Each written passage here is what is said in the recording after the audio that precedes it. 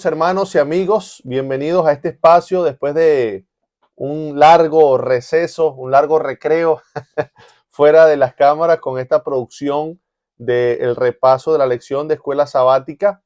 Hemos vuelto con la intención de servir, de que esto sea un instrumento útil para la iglesia, de beneficio para cada hermano, para cada amigo, que las verdades y las riquezas poderosas que están en la palabra de Dios, de todo corazón, nuestro deseo es que sean verdades que transformen tu vida, verdades que conmuevan tu corazón, te acerquen a Dios y el amor de Dios pueda transformarte para ser feliz y que cada día se cumpla ese sueño de Dios en tu vida. Así que felices de estar aquí y tenemos un invitado muy especial. Estamos de vuelta recargados y fuertes.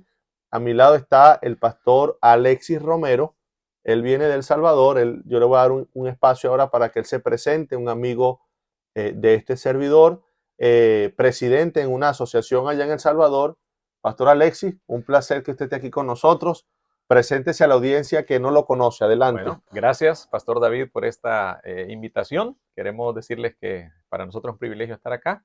Mi nombre es Alexis Romero, como ya lo dijo el Pastor David, y vengo desde El Salvador, la zona oriental de El Salvador. Por ahora servimos como presidentes en ese territorio y estamos acá para compartir también con ustedes el maravilloso mundo de la palabra de nuestro Dios. Amén. El pastor Alexis está llevando a cabo una campaña con nosotros en una de nuestras iglesias, la iglesia Remanente. Pastor, ha sido una bendición muy grande. Temas típicos de campaña, pero con un enfoque tremendo, muy cristocéntrico, muy poderoso. Y eso es lo que hay que hacer, levantar a Jesús. Amén. Y precisamente de eso nos habla la lección de esta semana. ¿Cómo te has sentido esta semana aquí con nosotros? Bueno, aparte del cambio de clima, yo vengo de un territorio muy tropical, pastor, parecido al origen tuyo también, ¿verdad? Y pues aquí hemos sentido un cambio de clima bastante agradable, por cierto, en esta época, bastante fresco. Hoy tuvimos lluvia, así que disfrutando del clima de este territorio. Estamos agradecidos, pastor. Yo sé que tu agenda es bien apretada y que son muchas las responsabilidades y que tú te hayas tomado el tiempo para estar aquí con nosotros y la dedicación y el esmero con el que has llevado a cabo esta campaña. Yo personalmente estoy muy feliz. Dios te bendiga y te siga usando. Y Dios bendiga a todos esos pastores que están ahí bajo tu tutela, bajo tu jurisdicción. Amén. Bueno, mi pastor, esta semana el repaso de la lección se titula Defendamos la verdad. Defendamos la verdad. El texto bíblico en el cual está basado se encuentra en el Evangelio poderoso de San Juan, capítulo 3, versos 14 y 15. Dice, como Moisés levantó la serpiente en el desierto, así es necesario que el Hijo del Hombre sea levantado para que todo el que crea en él no se pierda, sino que tenga vida eterna. Amén. Y al parecer este es un repaso, un estudio acerca de grandes héroes. Correcto. En el tiempo de la Reforma, pioneros de la iglesia cristiana. Y entonces yo creo que nosotros vamos a hacer ese estudio en la Biblia para descubrir cómo estas personas en medio de pruebas tan difíciles pudieron ser fieles a Dios. Amén. Y donde nosotros podemos también anclarnos y aprender de su experiencia para que en los tiempos difíciles que vivimos y que vendrán, nosotros también podamos cumplir con la misma meta. Claro, la verdad es que el Señor ya dejó para nosotros todos los medios necesarios y especialmente como Él bien lo prometió, que estaría con nosotros todos los días hasta el fin del mundo. Así que todos estos fieles que durante varios centenares de años, ¿no? Ellos defendieron la verdad, mantuvieron la verdad, así como dice nuestro texto para memorizar, levantaron a Jesús, exaltaron a Jesús y su palabra, y eso pues les mantuvo, les sostuvo en medio de las dificultades, aún dispuestos a entregar su propia vida para preservar, conservar, para albergar siempre esa verdad que no solamente atesoraron, sino que estuvieron dispuestos a compartir. Pastor, y yo quiero empezar con esta frase poderosa que está en la introducción de la lección de este personaje, este líder de la iglesia, Policarpo, que también ministró en la iglesia de Éfeso con el discípulo amado, con el apóstol Juan, ministró y dirigió la iglesia de Esmirna. Bueno, la historia nos cuenta que fue torturado, que fue martirizado, que fue quemado en la hoguera. Se le dio la oportunidad de retractarse. y él dijo lo siguiente: 86 años lo he servido y no me ha hecho ningún mal. ¿Cómo puedo hablar mal de mi rey que me salvó? Amén. Palabras Wow. que expresan una fe inquebrantable en las instancias cuando se le dio la oportunidad a Policarpo de renegar de su fe. ¿Qué le parece, pastor? Bueno, claro, la introducción a la lección pues nos habla de lo que ocurría, ¿no? en Esmirna. Se sabe que Policarpo fue uno de esos primeros dirigentes de la iglesia, como ya bien lo dijo el pastor David, y tuvo también la oportunidad. Claro, en esa época sabemos que acostumbraban quemar incienso, ¿no? a los dioses paganos, y esa ciudad poco a poco el cristianismo fue creciendo, fue desarrollándose, tomó bastante auge.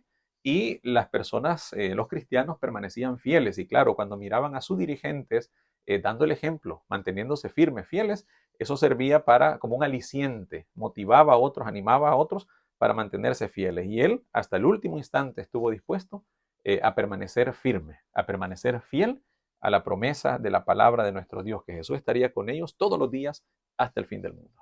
Excelente. Vamos a entrar entonces de lleno, pastor. El día domingo se titula Perseguida pero triunfante.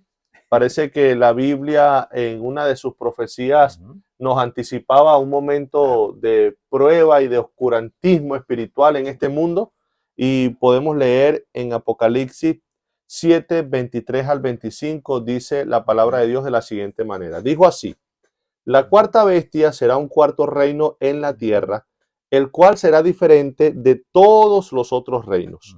Y a toda la tierra devorará, trillará, despedazará.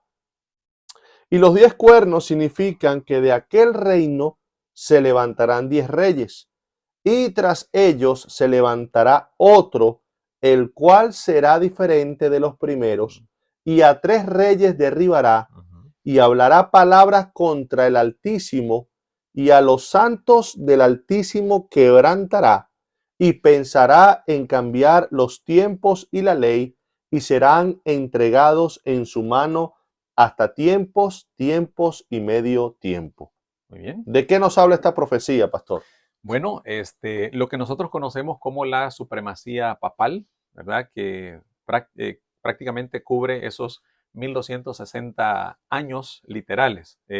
Aunque en la Biblia, tanto cuando juntamos los textos de Daniel y de Apocalipsis, sabemos que es un periodo profético marcado puntualmente, 42 meses, 1260 días, o tiempos y la mitad de un tiempo, que todos esos se refieren específicamente al mismo periodo, desde el año 538 hasta 1798, que fue exactamente pues la época de la supremacía papal y la persecución acérrima del poder papal en contra de la iglesia cristiana, la iglesia que mantenía las verdades durante todo ese tiempo. Entonces la Biblia nos dice las experiencias que vivió la iglesia, que iba a ser perseguida, que iba a ir al desierto, pero que por la gracia de Dios iba a tener también su lugar de refugio en ese lugar. Así que los 1260 días, tiempos y la mitad de un tiempo, los 42 meses, se refieren a ese periodo de persecución que la iglesia padeció. Entonces, nosotros somos congruentes con las profecías. Claro. Nosotros nos damos cuenta que a Daniel se le reveló el esquema profético de la historia del mundo. Exacto. Nuestro método de interpretación profético, que es el historicista, se desarrolla, o su dinámica es que la profecía comienza en el tiempo del profeta. Es correcto. Entonces, siendo coherente, nos damos cuenta en la secuencia que cada día o en cada visión va relatando el libro de Daniel, la estatua, los 4 reinos. Comienza con el imperio babilónico, después salta la historia de los medos y los persas, vienen los griegos y después viene la etapa romana. De la etapa romana imperial. Entonces, en Apocalipsis, en Daniel 7, continúa ese mismo relato. Hay un detalle importante, y todo esto lo decimos con el ánimo de fortalecer este conocimiento en los hermanos, y también cualquier amigo que se tope con nosotros y de repente este lenguaje sea para él atípico, extraño, 1260 días. Entonces encontramos en la estatua de Nabucodonosor, encontramos que el hierro permanece hasta la segunda venida de Cristo. Es decir, el elemento el metálico que está representado en esta visión, que representa a Roma, permanece hasta el fin. Permanece hasta el fin. Permanece hasta los tiempos de la segunda venida de Cristo. Exactamente. Y en Daniel 7, la bestia espantosa y terrible no deja de existir hasta el fin. Correcto. Sufre una etapa, parece que pierde su fuerza política, se divide en 10 reyes porque en la profecía los cuernos representan reyes. Sí. De ahí nace Europa, claro. Los alamanes Alemania, los francos Francia, de ahí nace Europa, pero entonces 3 de esos tribus bárbaras, que todo esto está relatado en la historia, su ideología cristiana no estaba en consonancia con el surgimiento que cada día agarraba una fuerza más protagónica, que era la parte de la Roma papal, visigodos, los vándalos y los ostrogodos. Si mal no recuerdo, con la fuerza y la espada de los francos. Es correcto. Roma llega, quita estos 3 enemigos. Sí. Y entonces, como dice la profecía, surge un cuerno diferente. Ahora no solamente es un poder político, sino un poder religioso. Que entabla una guerra contra Dios interesante, pastor. Sí. Persigue a los santos. Del Altísimo. O sea, una guerra contra la iglesia. Correcto. Y ahí podemos notar, pastor, como ya bien lo ha enmarcado, este poder al levantarse, ese cuerno al levantarse, iba a derribar a estos tres cuernos, lo que usted ha mencionado, y claramente porque pues eran los promotores de esa idea arriana, ¿no? Del arrianismo, que, bueno, iba en contra de lo que la palabra de Dios enseña, y entonces ahí se establece ese poder, se posesiona de todo el escenario, y entonces de ahí en adelante es el protagonista principal de la historia, y claro, se dedica entonces a perseguir a aquellos que van en contra de sus propias creencias, sus propias doctrinas, y es ahí donde los cristianos o la iglesia cristiana sufre la persecución más acérrima que conocemos en la historia y que duró tanto tiempo. Sí, porque la profecía dice despedazará, sí, trillará, destrozará, o sea, un lenguaje bastante literal y bastante gráfico, y su guerra es principalmente contra Dios, y al decir que persigue a los santos de Dios, la última parte del 25 dice, hablará palabras contra el Altísimo y a los santos del Altísimo quebrantará. Está hablando entonces de un momento de terrible prueba, sí, una supremacía papal, un gobierno religioso opresivo, un poder religioso perseguidor, que su principal tarea es atacar al pueblo que guarda la ley de Dios, porque fíjate que piensa en cambiar la ley de Dios. Ahora la pregunta es, ¿cómo nosotros sabemos, pastor, que ese tiempo exactamente representa 1260 años? Bueno, hay un principio que se conoce porque las profecías lógicamente están escritas en símbolos. Cuando tomamos Daniel, vemos ahí claramente 4 visiones. Cuando vemos la estructura de Daniel, tenemos 4 visiones. Cuando tomamos la estructura de Apocalipsis, tenemos 8 visiones. Entonces, todo eso está enmarcado de una manera, o sea, tiene una estructura bien específica. Y todo eso va direccionado para que nosotros hoy también podamos entenderlo, porque así como se le dijo a Daniel, cierra las palabras porque es para el tiempo del fin, pero no se le dijo eso al apóstol Juan, ¿verdad? Le dijo, mira, bueno, el tiempo está cerca, así que nosotros hoy podemos comprender ese principio como el principio de día por año. Bueno, hay 2 pasajes emblemáticos, pero no solamente existen esos, pastor, y a nuestra audiencia también, aunque tenemos Números 14:34, que nos habla de día por año, es decir, cuando se habla, y se pone el ejemplo ahí, ¿no? De los 40 días que recorrieron los espías que fueron enviados ahí a la tierra de Canaán. Entonces dice que de esa manera iban a vagar por el desierto un día por cada año. Y de igual manera, pues Ezequiel 4:6 nos habla del mismo principio. Entonces, cuando aplicamos eso y examinamos la historia, porque la profecía es historia anticipada, y como bien lo decía Pastor David, nosotros nos replegamos al método historicista, porque la historia ha confirmado el cumplimiento de la profecía. Entonces, la que sí encaja exactamente tiene que ver con esto, ¿verdad? De que nosotros tomando el principio día por año, y al ver Daniel y Apocalipsis, todo lo que nos muestra, ¿no? 42 meses, 1260 días, tiempo y la mitad de un tiempo, todo apunta al mismo periodo. Entonces, claro, hay un erudito adventista, el doctor William Chia, que él es cronólogo, ¿verdad? Esa es su especialidad, y él es especialista pues, en el Antiguo Testamento, entonces él ha mostrado innumerables versículos que van en esa misma línea. Entonces el principio día por año tiene total fundamento en la palabra de Dios y la historia también lo confirma. Excelente, pastor. Como usted lo acaba de decir, Daniel es la profecía, Apocalipsis la revelación. Exacto. Entonces uno complementa al otro y Apocalipsis 12:6 dice, y la mujer huyó al desierto. Claro, la mujer porque simbólicamente la mujer representa a la iglesia. En Daniel el lenguaje que está diciendo es que este poder quebrantará y perseguirá a los santos del Altísimo.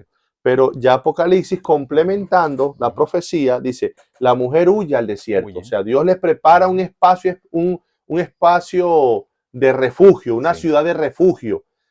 Dios no abandona su gobierno, Dios no abandona su potestad, su autoridad, aunque el ambiente sombrío de este tiempo de persecución no parezca haber una defensa, no parezca haber una autoridad divina en favor de su pueblo. Por supuesto que la hay. Entonces Apocalipsis 12:6 dice, la mujer huyó al desierto donde tiene lugar preparado por Dios. Gloria a Dios. Amén. Donde tiene lugar preparado por Dios para que allí la sustente por 1260 días. Amén. Entonces, aquel lenguaje de Daniel, tiempo y la mitad de un tiempo, que Apocalipsis también lo menciona en este aspecto. Apocalipsis es un poco más específico quizás para ayudarnos, sí, claro. Y dice que entonces aquel tiempo y la mitad de un tiempo, 1 año, 2 años, 3 años y medio, representan 1260 días. Entonces, si el principio bíblico es la revelación bíblica, ella a sí misma se interpreta, es nuestra única regla y norma de fe. Entonces, si un día equivale a 1 año, está hablando entonces que exactamente este momento de oscuridad, este momento en que el pueblo de Dios estaría en el desierto, representa 1260 años. Es correcto. ¿Fueron exactamente 1260 años, pastor? ¿Hay algunas fechas que nosotros podemos tener? Claro, bueno, lo primero que debemos, bueno, el punto de partida, ¿verdad? Tiene que ver con el decreto. Los libros de Nehemías, Esdras, nos dan luz en relación al inicio puntual de cuándo iba a ocurrir, cuándo iba a suceder. Y pues se habla de un decreto, ¿verdad? Que iba a ser el decreto de restaurar Jerusalén, que específicamente fue eso, aunque hubo 3 al final. Esos decretos, uno incluía solamente parte de Jerusalén, pero el decreto decía cuando restaurar Jerusalén. Entonces el último decreto se incluía todo Jerusalén, el templo, los muros, y entonces fue en el 538 a.C. Y hay un acontecimiento puntual en 1798 que tiene que ver con la acción del general Berthier, general de Napoleón Bonaparte. Sabemos que llegó a Roma y depuso entonces al Papa Pío VI, ¿verdad? Entonces eso ocurrió exactamente en 1798. Y ahí se le quitó la hegemonía porque tenían plena potestad de el poder civil, ¿verdad? O el poder político y el poder religioso. Entonces estaba en manos del papado. Pero en ese momento se rompió. Y ahí fue donde lo que la profecía nos indica en relación a la herida de muerte que iba a sufrir la segunda bestia que está plasmada en Apocalipsis capítulo 13 también, ¿verdad? Quiere decir entonces, bueno, la primera bestia. Ajá. No, esto no es nada descabellado, no es un invento de los adventistas del séptimo día, es algo que está plasmado en la historia. Es decir, hubo una fecha, 1798, cuando el Papa es sacado de Roma. Correcto. O sea, si él está siendo sacado de Roma, quiere decir que su autoridad, su poder, está teniendo fin. Claro, fue depuesto. Fue depuesto. Y cuando vamos hacia atrás, lo que te estaba diciendo, más o menos una de las últimas tribus bárbaras fue conquistada o doblegada por el año 538. Clodoveo, contamos del 538. Entonces nos damos cuenta, hay una fecha más o menos histórica que indica el comienzo de la supremacía. Es decir, es impresionante, impresionante. Tantos siglos atrás, 2000 años para atrás y mucho más, el profeta Daniel revela esto y entonces en la historia se cumplió con tal exactitud 1260 años de persecución, de hostigamiento. Muchos fueron doblegados, quemados. Una época terrible para la iglesia. De oscurantismo en todo sentido. Oscurantismo, sí, señor. Ahora, ¿qué pasa? Es decir, esa era la profecía. Esa era lo que ocurriría. ¿Qué pasaría entonces con la iglesia? En ese tiempo donde la iglesia es quebrantada, donde la iglesia es perseguida, donde Dios tiene que preparar un lugar en el desierto para Ujú. la iglesia, ¿qué pasaría con la iglesia? Se atemorizaron los cristianos, Ujú. se doblegaron en el sentido de que negaron su fe, se amoldaron al principio político, a la imposición Ujú. religiosa del momento, de la época, colectiva, mundial. ¿Qué pasó? Yo quisiera leer, pastor, y que pasemos nosotros al día lunes, la luz vence a las tinieblas. Judas 1, 3 y 4. Bueno, Judas no tiene un solo Es un capítulo. solo. Amados, por la gran solicitud que tenía de escribiros acerca de nuestra común salvación, me ha sido necesario escribiros, exhortándoos que contendáis ardientemente por la fe que ha sido una vez dada a los santos. Porque algunos hombres han entrado encubiertamente lo que desde antes había sido destinado Ujú. para esta condenación. Hombres impíos que convierten el libertinaje, perdón, en libertinaje la La gracia gracia. de nuestro Dios y niegan a Dios, el único soberano, y a nuestro Señor Jesucristo. Aquí hay un llamado, pastor, a que nosotros debemos contender, que nosotros Ujú. debemos defender la fe. Es decir, Amén. que la oposición, Ujú. la persecución, Ujú. la estrategia de Satanás de poder acabar con el Ujú. testimonio de Jesús aquí en la tierra debe ser para nosotros una ocasión valiosa, no de amedrentarnos, no de escondernos, sino que nosotros debemos Ujú. defender nuestra Ujú. fe. ¿En qué consiste eso? ¿Cómo usted lo analiza? Bueno, también el apóstol Pablo, cuando le escribe a Timoteo, le dice que la palabra o la escritura es útil para enseñar, corregir, redarguir. Esa palabra redarguir tiene que ver con confrontar. Y aquí dice contender, pues, por la, por la verdad. Es decir, que nosotros podamos mantener la llama, la antorcha de la verdad encendida. Y en el plano práctico, los cristianos tuvieron que sostener la palabra de Dios, también diseminar la palabra de Dios y en algún momento pues ellos se vieron amenazados con esas corrientes que entraron a la iglesia, que traían ideas, como bien lo dice Judas, que tenían ellos que mantenerse firmes porque dice han entrado encubiertamente algunos, ¿verdad? Han entrado encubiertamente y bueno, ya yo se los había dicho, ¿verdad? Entonces traían ideas diferentes. Entonces contender, ¿verdad? En favor de la verdad tiene que ver con a toda costa mantenerse firmes, fieles en esa verdad que ellos habían recibido, que ellos habían abrazado y ahora ellos estaban practicando y compartiendo también. Entonces eso no iba a ser sin oposición, no iba a ser sin el peligro de ser perseguidos o de ser confundidos también. Y entonces ellos tenían que permanecer fieles a la verdad y también compartiendo esa verdad. Así que ese llamado que les hace es que ellos permanecieran firmes, fieles, y tenemos varios ejemplos, ¿no? A través de los siglos, después de esa, cuando nosotros vemos pues la supremacía de lo que ya se mencionó, que inició en el 538 con la caída, ¿verdad? O el arraigamiento, ¿verdad? O el desarraigamiento, podríamos decir, de esos tres cuernos de los que menciona la profecía. Entonces, en el 538 todo ese tiempo fue, pues, encerró parte de la Edad Media, ¿verdad? La Edad Oscura, y entonces la verdad siempre permaneció a través de la historia. Hubo una línea de fieles que mantuvieron la llama de la verdad encendida, y aparecen los valdenses, por ejemplo, ¿verdad? Que estuvieron allá en el Piamonte, bueno, parte de Francia, sur de Francia, norte de Italia. Italia.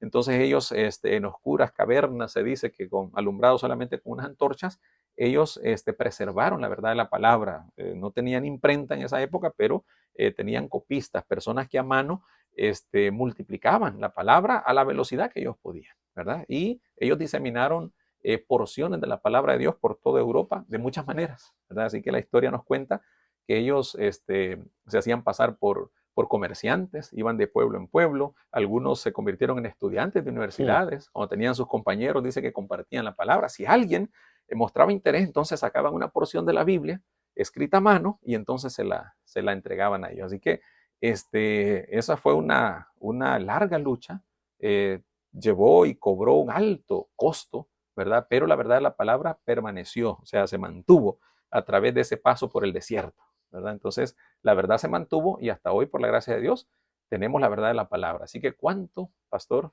y apreciados oyentes, debemos valorar contar con la palabra de Dios ahora en muchos idiomas, de muchas maneras, con tanta facilidad, pero qué triste es que podamos descuidar el estudio, el atesorar y el practicar la palabra de nuestro Dios.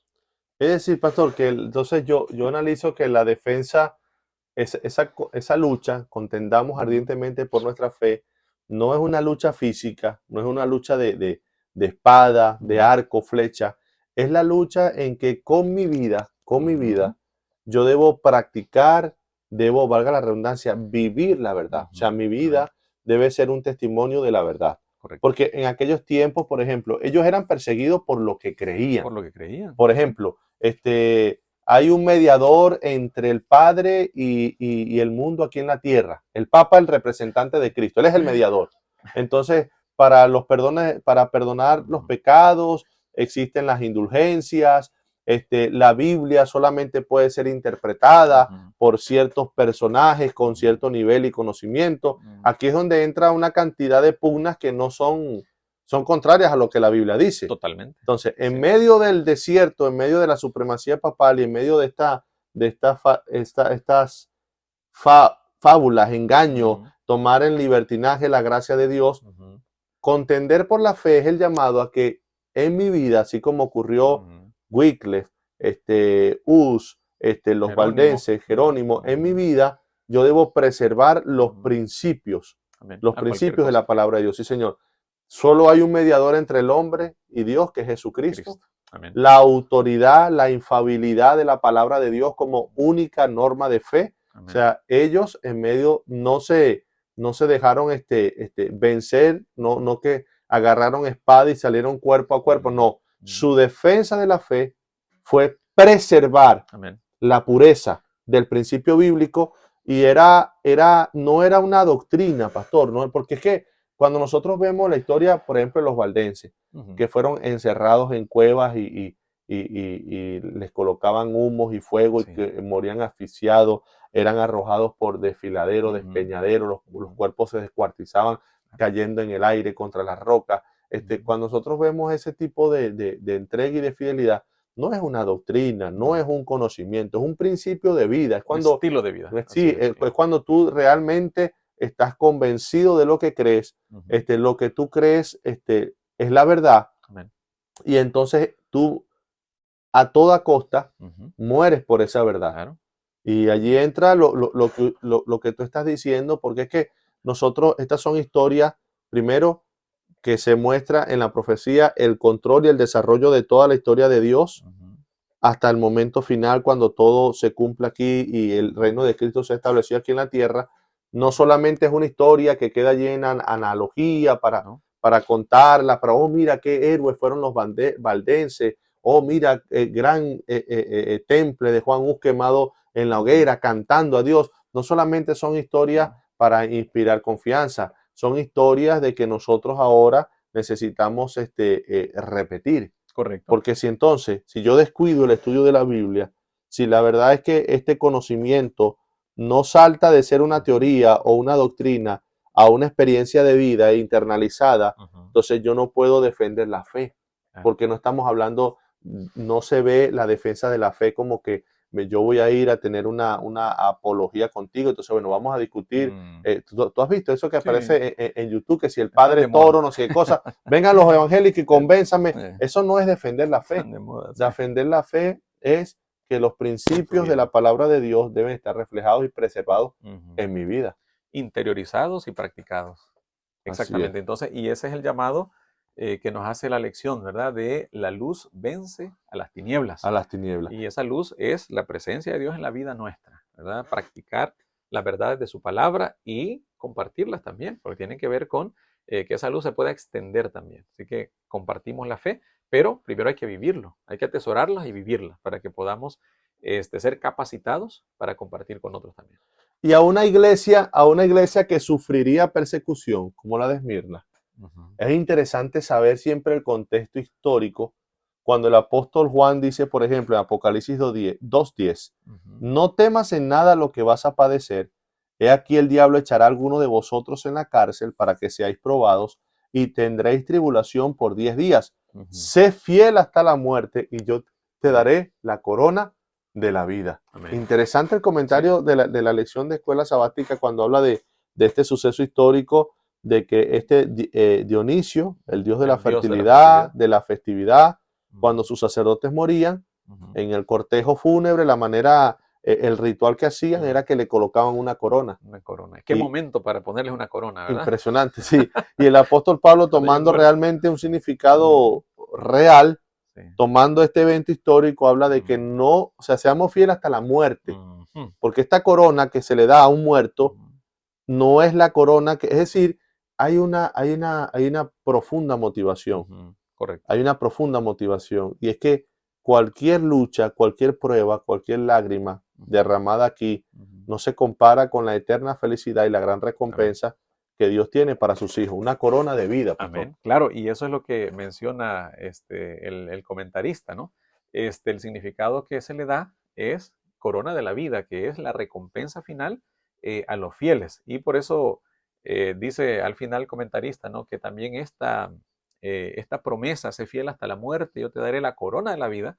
Dice que esa expresión también fue la que motivó a los valdenses a ser fieles hasta el último instante. Y todos, ¿verdad? Estos valdenses eran formados, se sabe, desde muy pequeños eran formados primero para Hmm. atesorar, para memorizar grandes porciones de la palabra de Dios, para vivirlas, practicarlas y también para compartirlas. Y aun cuando tuvieran que ofrendar su propia vida, ellos estaban convencidos de que debían permanecer fieles y firmes. Y ellos se aferraban a esa promesa de la corona de la vida que el Señor pues les iba a dar y que ha prometido también darnos a todos nosotros, a los que amamos y esperamos su venida también. Pastor, pasando al día martes, valor para permanecer firmes. Hechos de los Apóstoles, capítulo 5, verso 29 dice, respondiendo Pedro y los Ujú. apóstoles, dijeron, es necesario obedecer a Dios antes que a los hombres. Wow. ¿Qué relación tiene esto con el espíritu y la valentía que nosotros vemos en estos héroes de la fe en el tiempo de la supremacía papal? Bueno, si tomamos en cuenta en qué contexto fueron dichas estas palabras, ¿no? A ellos se les había prohibido predicar, se les había prohibido enseñar en ese nombre, decían ellos, ¿verdad? Porque no querían ni mencionar el nombre de Jesucristo. Y entonces al final dice, miren, ustedes deben obedecer lo que nosotros les ordenamos. Y por eso el día martes dice valor para permanecer firmes. ¿De dónde sale ese valor? ¿De dónde surge ese valor? Y ahí claramente, pues así como lo dijo el apóstol en ese momento, en esa ocasión, es necesario, es preciso, ¿verdad? Obedecer a Dios antes que a los hombres. Está diciendo la autoridad que me mueve a mí, no es la autoridad humana, no es la autoridad terrenal, sino la autoridad divina. Entonces, cuando tomamos la expresión es preciso o es necesario obedecer a Dios antes que a los hombres, nos está diciendo que el respaldo que tenemos es la autoridad divina y nosotros nos movemos, actuamos, vivimos, hacemos lo que hacemos pensando en que lo hacemos porque Dios lo dice, ¿verdad? Porque su palabra lo dice, que es nuestra única regla o norma de fe y práctica. Entonces, ese valor viene de la seguridad de la presencia de Dios en nuestra vida y por eso se menciona pues claramente la expresión del apóstol Pablo en Efesios 6:10, ¿verdad? Cuando dice, por lo demás, hermanos míos, fortaleceos en el Hmm. Señor y en el poder de su fuerza. Y ahí en adelante el apóstol describe todos los elementos de la armadura, armas de defensa, armas de ataque y lo que amarra todo, ¿verdad? Verso 18, orando en todo tiempo. Entonces, tiene que ver con esa guerra, esa lucha espiritual, como se ha dicho, lo hemos mencionado en todo este estudio, la dependencia total de nuestro Dios y sobre todo entender, comprender que nuestra dependencia debe ser diaria y continua, ¿verdad? No hay Amén. ningún momento en el que podamos estar seguros. Si nos separamos de Dios, no podemos estar seguros. Si nos separamos de la comunión con el Señor. Así que, y al final, pues, como dice Apocalipsis 3:1, ¿verdad? Retén lo que tienes para que ninguno tome tu corona. Ese Amén. tema de la corona es muy recurrente, ¿verdad? En el libro de Apocalipsis, porque es el símbolo de esa recompensa que Dios dará a los que aman y esperan su venida.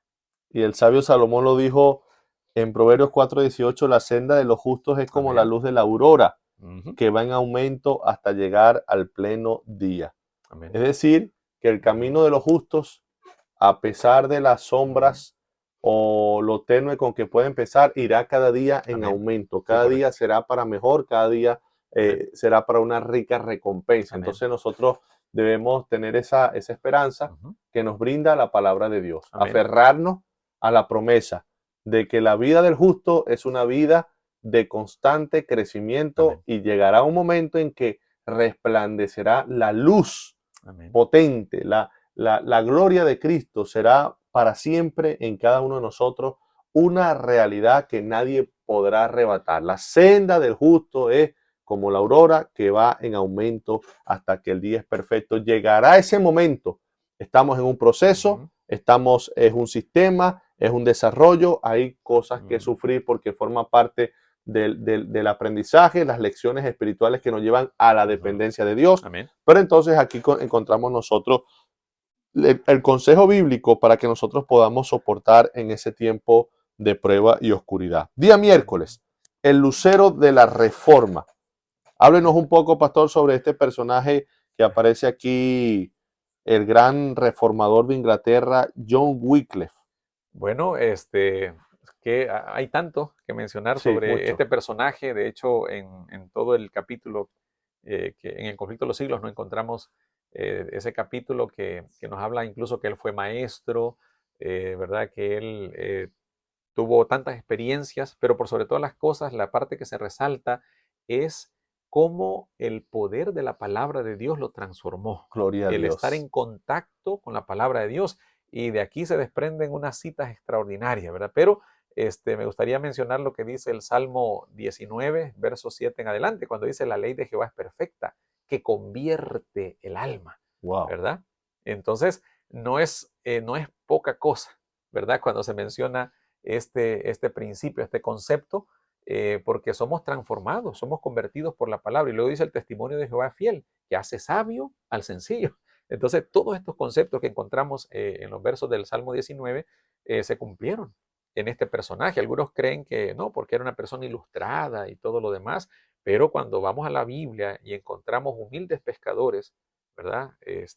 Entre los discípulos, encontramos entre los más o menos los 40 escritores de la palabra de nuestro Dios, encontramos personas que eran pastores de ovejas, boyeros, humildes campesinos, todo tipo de escritores, ¿verdad? Pero todos tenían una nota tónica que era recurrente en ellos, y era la presencia del poder de Dios en sus vidas. Fueron inspirados por el Espíritu Santo. Nosotros hoy somos iluminados para comprender la palabra, pero en el caso de Wycliffe, ahí se menciona de que para él, pues el estudio de la palabra de Dios no era una tarea tediosa, no era una obligación, sino que sencillamente dice que era un deleite. Mm. Para él, estudiar la palabra de Dios era un deleite. Y claro, mientras estudiaba, dice, ellos eran transformados por la palabra de Dios. Y hay una frase, una expresión que se desprende acá que nos dice que el esfuerzo hecho para comprender las grandes verdades de la revelación imparten lozanía y vigor a todas las facultades, expande la mente, aguza las percepciones y madura el juicio.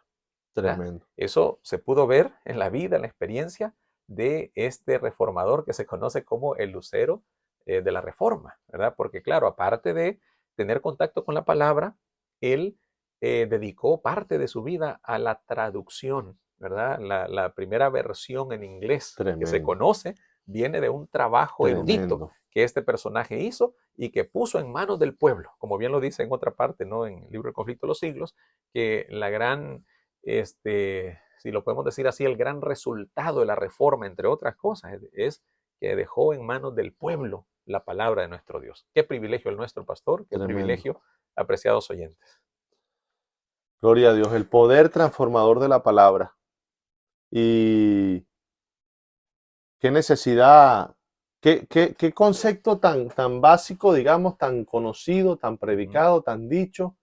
Todo el mundo sabe que es así, ujú, pero son pocos los que viven ese poder transformador. ujú, Hoy el mundo está diseñado para distraernos en la, ujú, en la, en la vanidad del ujú, día a día. O sea, las distracciones hoy por hoy cada día son más eh, superficiales, sin sí, sentido, sin preparación. Cualquier persona con un teléfono puede ser un influencer y grabar cualquier ujú, tontería y allí podemos pasar horas y horas y ujú, horas y horas y horas de distracción, contemplando la bajeza humana, ujú, contemplando la ignorancia humana, contemplando el materialismo, contemplando el egoísmo, contemplando, mientras más contemplemos esto, no habrá ninguna transformación, habrá una degeneración constante Sí. a un grado de mayor inferioridad, pero solamente el poder elevador de la palabra de Dios, Ujú. donde está revelado Jesucristo, el testimonio de Jesucristo, el poder supremo y divino del amor de Dios, Ujú. ese conocimiento es el que nos va a transformar. Y ahí es donde nosotros necesitamos, porque recuerden, hermanos, que estamos muy cerca a tiempos cual nunca, si el tiempo de la supremacía papal fue una gran prueba para la iglesia, el Ujú. tiempo que sobreviene muy pronto es un tiempo que no se compara a ninguno, Es correcto. porque el Sí. profeta Daniel lo dice que es tiempo de angustia cual Cual nunca nunca fue. ha habido sobre esta tierra. Ujú. Pero en aquel tiempo se levantará Miguel. Amén. Y yo creo que por ahí debemos ir apuntando al cierre porque el día jueves habla acerca de animados por la esperanza. Amén. Es decir, Ujú. personajes como Juan Hus, que Sí. wow, fueron Jerónimo. quemados vivos Ujú. en una hoguera. La pregunta es, ¿qué, qué era lo que mantenía eh, firme su decisión? ¿Qué era lo que hacía que no se doblegara ante la amenaza de muerte? No importa cuál fuera el sufrimiento, no Ujú. importa cuál fuera la prueba, no importa cuán fría fuera la celda, la humedad, la enfermedad, las Amén. llagas en el cuerpo por los látigos, Sí. no importa el nivel de sufrimiento, no hubo nada, humanamente hablando, que Ujú. pudiera hacer que el nombre de Cristo y el testimonio de Cristo fuera negado. ¿Por qué? ¿Qué era lo que a ellos los mantenía tan Ujú. fuerte, pastor? Bueno, podemos apelar a lo que dice Hebreo 10:23. Mantengamos firme, sin fluctuar, la profesión de nuestra esperanza, porque fiel es el que prometió. Indudablemente, cuando ahí el día jueves se nos cuenta la historia tanto de Juz, ¿verdad? Que él no vaciló, él fue llevado a la hoguera, murió. No así Jerónimo, que en su primer momento, pues se sabe que él renunció, pero allá en su celda reflexionó y entonces cuando tuvo nuevamente la oportunidad, dice, al igual que prácticamente su mentor, su maestro, Juan Hus, estuvo dispuesto a entregar su vida. Y ellos se aferraban a la esperanza, se aferraban a la promesa, se aferraban al hecho de que Jesús viene por segunda vez y que lo que ellos habían hecho, que era escoger la verdad, escoger la salvación, escoger o decidirse por Cristo, esa era la garantía, la seguridad de que Cristo les iba a dar la corona de la vida. Por eso, tomando en cuenta lo que menciona Hebreos 10:23, mantengamos firmes sin fluctuar la profesión de nuestra esperanza. Y dice, porque fiel es el que lo prometió. Ellos estaban seguros de la fidelidad de Cristo Jesús, que no solamente les iba a preservar, les iba a dar ese espíritu de mártir, ¿verdad? Porque sabemos que fueron también capacitados por el Espíritu Santo para poder afrontar la crisis final, la amenaza de muerte y pues el martirio mismo, con el propósito pues de testificar en favor de la verdad. Ellos se mantuvieron firmes, pero confiando en la esperanza que habían abrazado, la segunda venida de Cristo y la recompensa de la vida eterna. Pastor, y en ese discurso maravilloso de Jesús con sus discípulos en el aposento alto, Juan 14:19 dice, todavía un poco y el mundo no me verá más, pero vosotros me veréis, Amén. porque yo vivo, vosotros también viviréis. Amén. Y ahí podemos cerrar con lo que es el texto clave que se encuentra en el Antiguo Testamento, perdón, Juan 3. en Juan 3, evocando una historia del Sí, Antiguo Testamento en claro. Números, en las postrimerías, cuando ya se llegaba al desenlace final para poseer la tierra Claro. prometida, como Moisés levantó la serpiente en el desierto. Amén. Gracias a la murmuración, a la queja, Dios retiró su manto protector y las grandes fieras del desierto que siempre estuvieron allí pero que no vieron Sí. por la protección de Dios, entraron en escena y su mordedura venenosa causaba la muerte casi que inmediata. Casi instantánea, claro. Entonces se ideó un plan, una serpiente de bronce que al mirarla traía vida, quitaba la condena, el veneno mortífero era neutralizado solamente al mirar. Como Moisés levantó la serpiente en el desierto, así es necesario que el Hijo del Hombre sea levantado para que todo aquel que en él crea no se pierda, sino que tenga vida eterna. ¿Qué Amén. significa, pastor? mirar a Jesús? Bueno, cuando la Biblia nos invita a mirar a Jesús, nos está diciendo que no podemos poner nuestra confianza en ninguna otra cosa en esta tierra.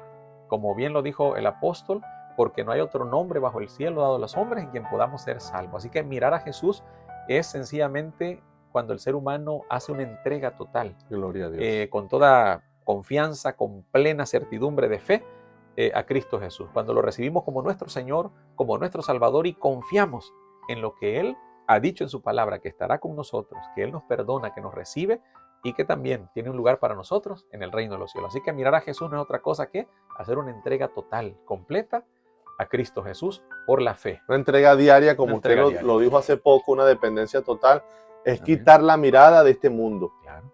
Quitar nuestra atención y nuestro interés en todo lo que nos rodea y concentrarnos solamente en Cristo. Y esto no es una obra de magia, no es un polvo mágico. Esto solamente ocurrirá Amén. si usted y yo nos dejamos enternecer, nos dejamos impactar por el poder de la palabra de Dios, que es la revelación de Jesucristo. Nos muestra la vida eterna porque nos levanta Jesús. Así es. Si hay una relación con la palabra de Dios, usted tendrá su mirada puesta en Jesús. Amén. Y entonces por su fe, porque la Biblia, la palabra de Dios produce la fe, entonces por esa fe usted será salvo y Amén. resguardado. Un mensaje final, pastor, ¿qué se lleva? ¿Qué cree usted que sería lo más importante y resaltante de todo lo que hemos dicho? ¿Cómo ver que en un momento de máxima oscuridad Dios preservó a su pueblo y la victoria llegó? Y los que morían, su muerte eran como semilla, era sangre que se sembraba, porque aumentaban y aumentaban y aumentaban.